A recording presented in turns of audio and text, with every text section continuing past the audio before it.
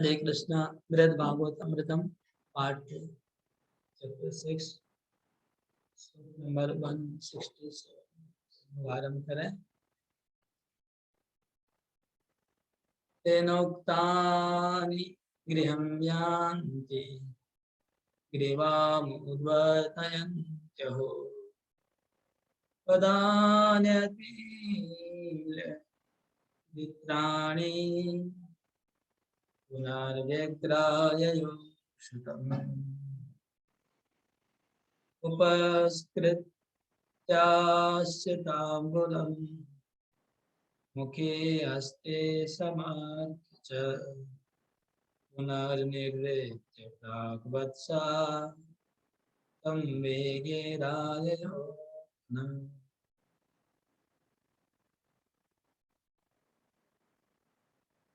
निष्टं फलादिकं किञ्चित् भोजयित्वा सुतं पथे आयत्माचित्वायं यान्ति प्रागव्यन्यततः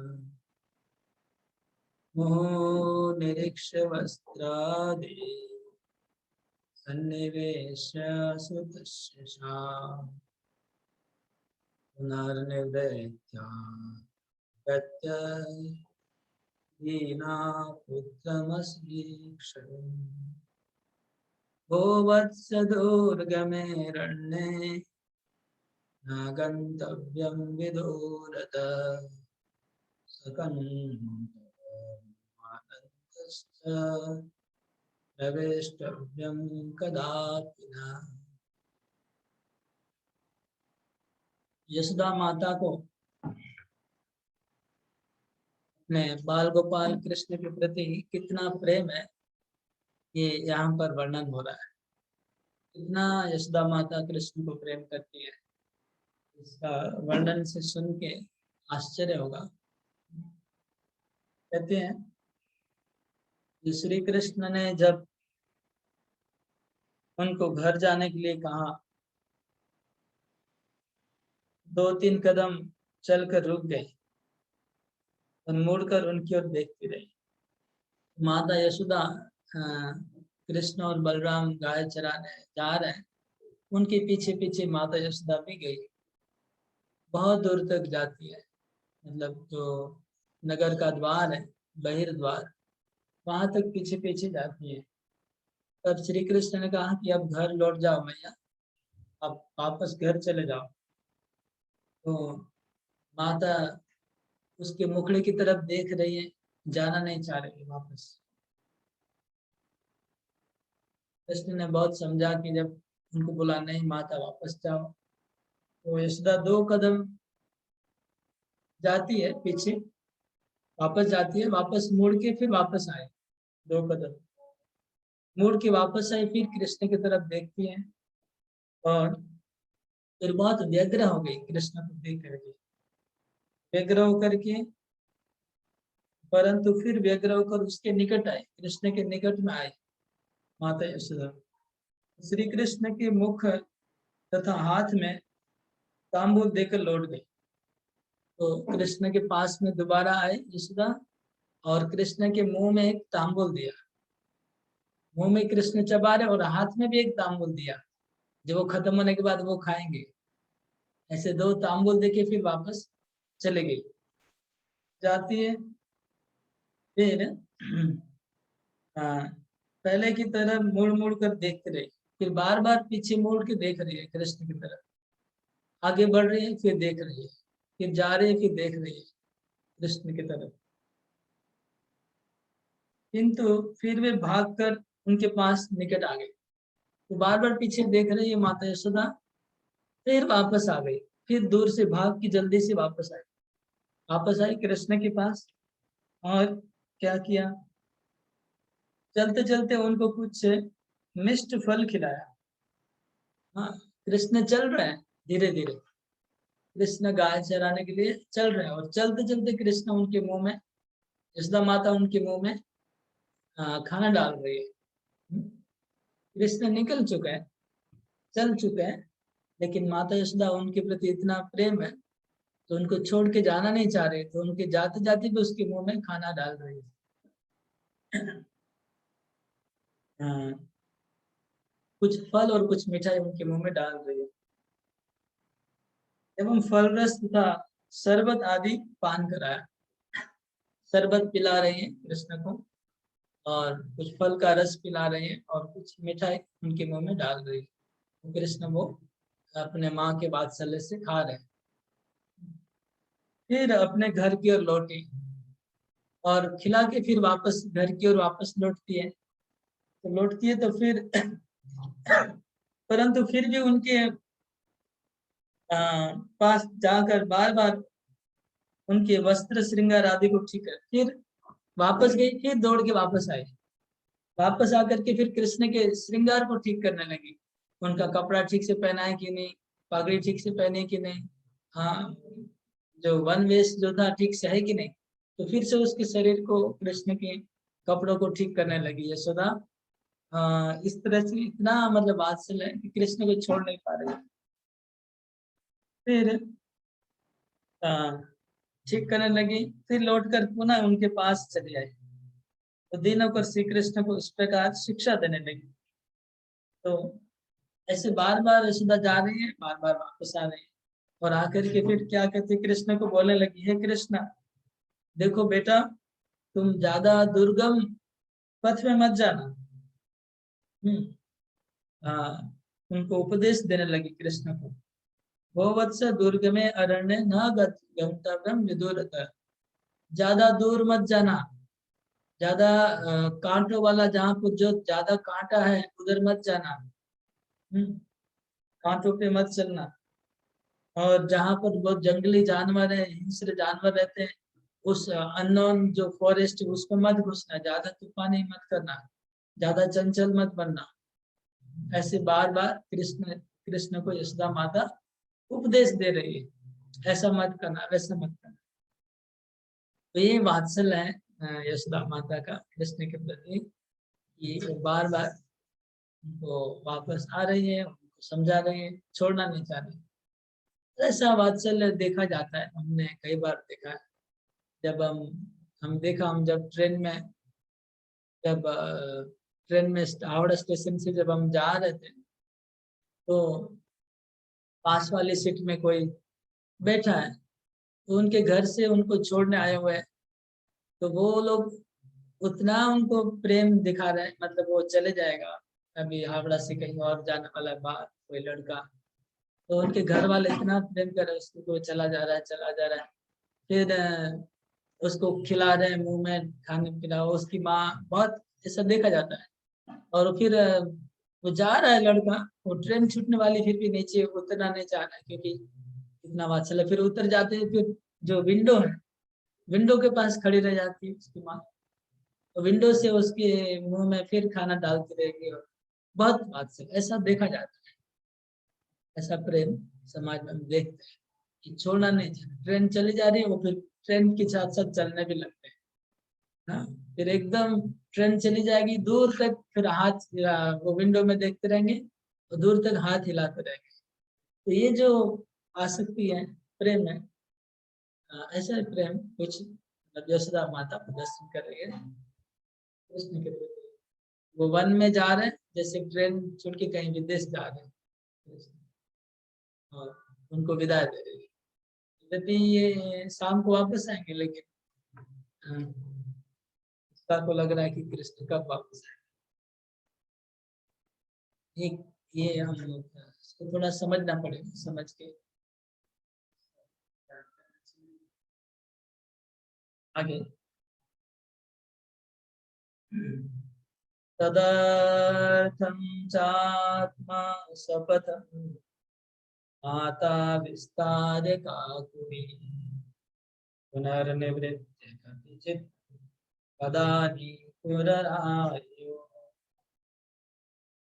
भोस्तात् रामस्यातव्यम् भवताग्रेणुजस्य त्वया च सख्यु श्रीरामान् सशरूपेण पृष्ठत हंसोऽस्य दक्षिणे स्थेयं वामे च सुबलत्वया इत्यादिकं सुप्रार्थ्य सतृणं पुत्रमेक्षत एवं व्यग्रधिया यातं सा कुर्वती नवप्रसूताम् अजयत् सुरभिंबरवत्सलाम्। श्री कृष्ण को पहले माता यशोदा ने उपदेश दिया कि देखो घने जंगल में मत जाना, जंगल में जाके ज्यादा तूफान मत करना, वहां पर कांटों में मत चलना, जहाँ बहुत जंगली जानवर है वहां तुम दूर रहना। न यमुना में पास मत जाना, यमुना में पानी बहुत बहुत ही भयंकर स्रोत चल रहा है, तुम डूब जाएगा, यमुना के पास मत जाना। ऐसे ही कृष्ण को यशोदा माता बोलती है। फिर क्या हुआ, फिर भी यशोदा 2 कदम वापस जाती है, फिर वापस आती है। फिर क्या हुआ, इस शिक्षा को ग्रहण करने के लिए माता यशोदा ने बड़े बड़े दिन बाद से शपथ दिलाई। हाँ, हाथ जोड़ के उसको शपथ दिलाई, कृष्ण तुम मेरी कसम खाओ, तुम जंगल में कांटों में मत जाना, मेरी कसम खाओ तुम ज्यादा तूफान नहीं करोगे। मुझे बहुत खबर मिलता है तुम बहुत तूफान करता है। बकासुर वध हुआ, अघासुर वध हुआ, तो माता यशोदा ने जब सुना अघासुर वध और बकासुर वध, तो माता तो सुन के बेहोश हो गई। अरे इतने बड़े राक्षस, कृष्ण ने उसके मुंह में हाथ डाल दिया, बहुत चंचल है, बकासुर के मुंह में हाथ क्यों डाला, ऐसा यशोदा सोचती है। फिर अगासुर के लिए सोचती है, अरे इतना बड़ा अजगर था, कृष्ण उसके मुंह में चला गया खेलते खेलते, अगर वो खा जाता तो क्या होता बच्ची को। इस तरह से यशोदा को डर लग रहा है कि कृष्ण बहुत चंचल है, तूफान करता है, सब जंगली जानवरों से खेलता रहता है, अजगर से, बकासुर से, धेनुकासुर से खेलता रहता है। तो कहती है कि तुम मुझे शपथ दो, कसम दो कि तुम ऐसा ऐसा नहीं करोगे, शपथ दिला रहे कृष्ण। फिर वह कुछ लौटी, फिर वापस जाती है, परंतु 2 बार 2 कदम चलकर ही वापस आई। वापस आकर कहने लगी, अरे बलराम, बेटा बलराम, तुम अपने छोटे भाई के आगे आगे रहना, तुम अपने छोटे भाई के आगे आगे रहना। छोटा भाई बोलती है ताकि बलराम को भी बात समझ लो कि हाँ मेरा छोटा भाई है, इसलिए छोटा भाई के तुम पास आगे आगे रहना, तुमसे छोटा है वो समझता नहीं। तो श्रीदामा तुम इसके पीछे पीछे रहना, तुम पीछे पीछे रहना, श्रीदामा तुम इसके पीछे पीछे रहना। अरे अंशुमान तुम दाई ओर रहना, अरे सुबल तुम इसके बाई ओर रहना। माता यशोदा सब बाकी बच्चों को सावधान करवा रहे हैं कि बलराम तुम तुम्हारे छोटे भाई के आगे आगे चलना, श्रीदामा तुम इसके पीछे पीछे रहना, अंशुमान तुम इसके दाएं तरफ रहना, सुबल तुम इसके बाएं तरफ रहना। ऐसे सब बच्चों को चारों तरफ खड़ा किया कृष्ण की। इस प्रकार मुंह से तिनका लेकर, मुंह में तिनका लेकर प्रार्थना कर रही, उत्कंठा पूर्वक कृष्ण को देखने लगी। अच्छा, मुंह में तिनका लेने का हाँ कस्टम वहां पर भी है, गोलोक ब्रज में भी, हम लोग को तो पता नहीं, हम सोचे केवल महाप्रभु की लीला में होगा। माता यशोदा मुंह में तिनका लेकर के फिर कृष्ण की ओर व्यग्र होकर देखने लगी, कृष्ण की तरफ। और यशोदा जी का स्नेह नव प्रसूता गौ से भी अधिक था। जैसे एक गाय नया नया बछड़े को जन्म देती है, उसका वो बछड़े के प्रति क्या वात्सल्य होता है, आप लोग ने किसी ने देखा है? मैं देखा हूँ, कई बार देखा हूँ। छोटा बच्चा जब गाय जन्म देती है, उस बच्चे के प्रति माँ को, जो गाय को जो वात्सल्य होता है, मतलब माँ उसका आप देखते रह जाएंगे। एकदम पागल हो जाती है गाय उस बच्चे के लिए, बहुत बहुत बहुत जोर जोर से आवाज करती रहेगी, चारों तरफ घूमते रहेगी, उसको चाटते रहेगी। तो ऐसा ही वात्सल्य कृष्ण के प्रति है यशोदा का हमेशा के लिए। वह अपने पुत्र के स्नेह से व्यग्र होकर बार बार जाती है और बार बार लौट जाती है। यशोदा माता बार बार जाती है घर, बार बार लौटती है, बार बार जाती है लौटती है, घर नहीं जा पा रही, छोड़ नहीं रही कृष्ण को, जंगल में जाने नहीं दे रही।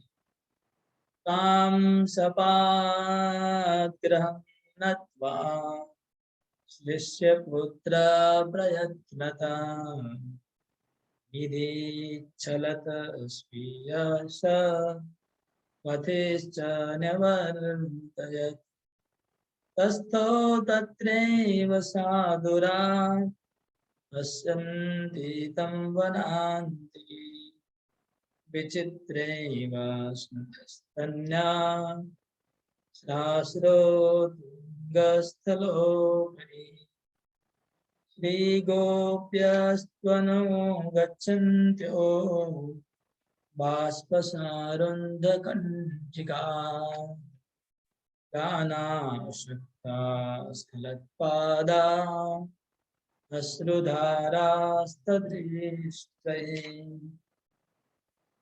कर्तुं वक्तुं च ता किञ्चित् अशक्ता लज्जया भिया महाशोकार्णवे मग्ना तत्प्रीतकरणे क्षमा। इसके पश्चात श्री कृष्ण ने श्री यशोदा जी के चरण छूकर नमस्कार पूर्वक उनको आलिंगन किया। तब कृष्ण ने देखा कि माता यशोदा बहुत प्रेम में विवल हो रही है, जाना नहीं चाह रही छोड़ के। तो श्री कृष्ण ने माता का चरण छुआ, यशोदा का चरण छुआ, और चरण छू के माता यशोदा को आलिंगन किया कृष्ण ने, और अपनी सौगंध दिलाकर बहुत प्रकार से बहाने लगाकर यत्न पूर्वक उनको वापस घर लौटाया। श्री कृष्ण ने अपनी सौगंध खिलाई, सौगंध दिलाई, बहुत प्रकार से बहुत बहाना लगा करके बहुत यत्न पूर्वक अपने माँ को वापस भेजा। अब आप कल्पना कर सकते क्या क्या बहाना लगाया होगा माँ को वापस भेजने के लिए, कृष्ण ने क्या क्या कहा होगा, ये तो लिखा नहीं है, आपको कल्पना करना होगा, सोचना पड़ेगा। कृष्ण ने अपनी माँ को प्रणाम किया, दोनों हाथ से उनके चरणों को स्पर्श किया और फिर उनको आलिंगन किया। फिर माता को बहुत बहाने से बहुत तरह तरह से समझाया और वापस भेजा। क्या समझाया कि मैया तुम चिंता मत करो, दाऊ जी तो मेरे साथ है, मैं दाऊ जी जो जो बोलेगा वही करूंगा, दाऊ जी को बिना पूछे में एक कदम भी आगे नहीं बढ़ूंगा, तुम विश्वास करो, घर जाओ, लौट जाओ घर। फिर बोलेंगे माता तुम जल्दी घर जाओ, मैं वापस आऊंगा तो मेरे लिए तुमको खाना बनाना पड़ेगा, मुझे भूख लगेगी, जाके घर पे खाना बनाओ, मेरे लिए तैयारी करो शाम का भोजन का। इस तरह से बहुत सारी बातें कृष्ण ने बोली समझाने के लिए, वापस लौटने के लिए। फिर बोले कि देखिए गाय बहुत भूखी है, गायों को हमको ले जाना है चराना है, अब लेट होगा तो फिर गायों को क्या होगा, गाय तो भूखी रह जाएगी, हमको फिर आने में भी लेट हो जाएगा। ये सब कृष्ण समझा समझा के माता यशोदा को लौटा रहे हैं घर। वह बहुत देर तक वहीं खड़ी रही, कृष्ण माता यशोदा वहां पर खड़ी रह गई बहुत देर तक। मतलब कृष्ण आगे बढ़ गए, अभी कृष्ण तो चल ही रहे थे, माता यशोदा साथ साथ में चल रही थी। तभी यशोदा कृष्ण इस तरह से समझाने के बाद जहां थी वहां पर ही खड़ी रह गई और कृष्ण आगे बढ़ गए। अब पीछे से कृष्ण की तरफ माता यशोदा देख रही है, बहुत दूर तक देख रही है, खड़ी खड़ी।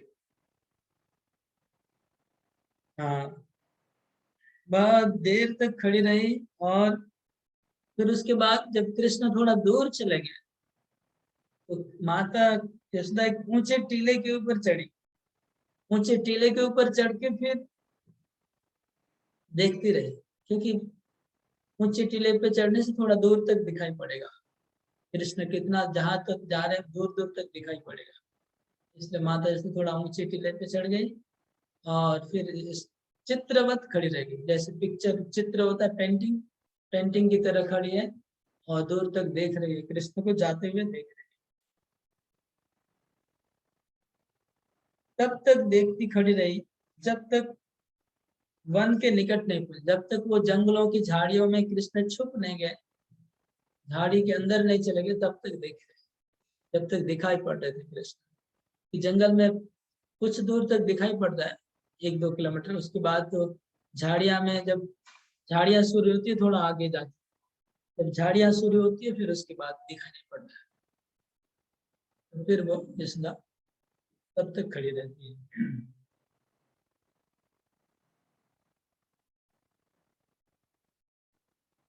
उस समय उनके स्तनों से दूध टपक रहा था, तो आंखों से आंसू बह रहे। माता यशोदा के स्तनों से दूध टपक रहा है वात्सल्य भर में, और आंखों से आंसू टपक रहे। उन ब्रजनागरियों का कंठ जो पीछे पीछे जा रहे थे विरह चिंता से भर गया, और वो गीत गाने में असमर्थ हो गई। तो जो गोपियां भी पीछे पीछे जा रहे थे, गोपियों का वर्णन अभी तक नहीं हुआ, गोपियां मंगल गीत गाते गाते जा रही थी, ये हमने सुना था। गोपियां जब मंगल गीत गाते गाते जा रही थी कृष्ण के पीछे पीछे, तो जब कृष्ण दूर चले गए, उसकी चिंता से उनका कंठ भर गया, गोपियों का कंठ भर गया, और कंठ भर गया तो गान, गले से आवाज नहीं निकल रहा, कंठ भर गया तो गा नहीं पा रहे, ऐसा उनका कंठ भर गया। उनके चरण इधर उधर डगमगाने लगे, गोपियां के चरण जो चल रही थी तो ठीक से चल नहीं पा रही, चरण डगमगा रहे, विरह में, कृष्ण के विरह में चरण डगमगा रहे। अश्रुधाराओं से उनकी दृष्टि बंद सी हो गई, और उन गोपियों की आंखों में आंसू की धारा बहने लगी। इस वजह से वो देख नहीं पा रहे, सामने कुछ भी गोपियां देख नहीं पा रही, आंसू आए आंखों से।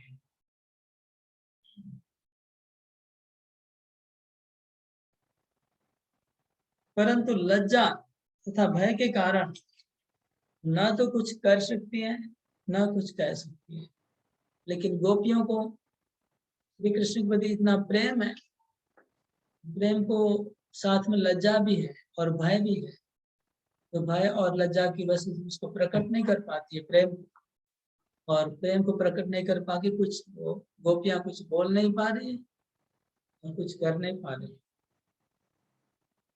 इससे वे उस समय महाशोक रूपी सागर में निमग्न हो गई, गोपियां महाशोक रूपी सागर में मग्न हुई, शोक में डूबने लगी। उससे पार होने के लिए उनके पास कोई उपाय नहीं था, वो शोक सागर से निकलने का गोपियों के पास कोई उपाय नहीं था।